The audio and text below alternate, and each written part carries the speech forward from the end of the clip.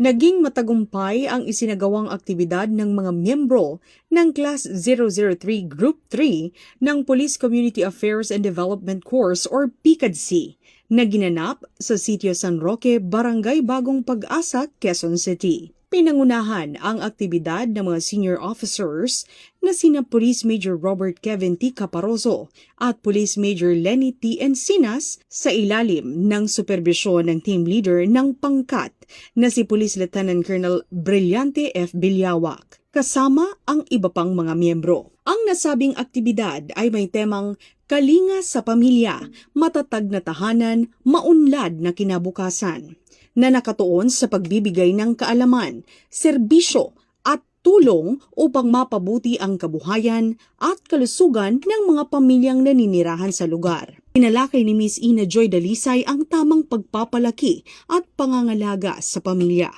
Isang mahalagang paksa upang matiyak ang pagkakaroon ng matatag at masayang tahanan.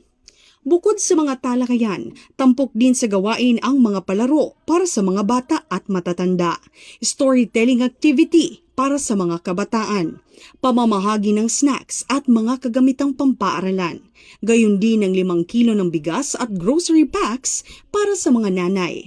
Nagkaroon din ng pamamahagi ng contraceptives mula sa tagapagsalita kasunod ng isinagawang lecture.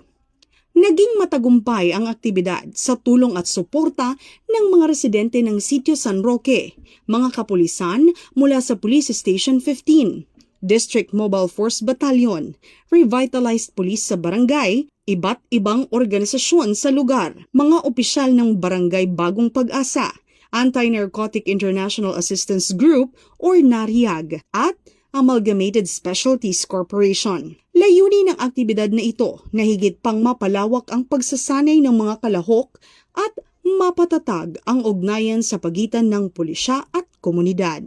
Nagsisilbi rin itong daan upang mapalaganap ang pagpapahalaga sa pamilya, kaalaman at kalusugan tungo sa isang mas masaya at maunlad na bagong Pilipinas.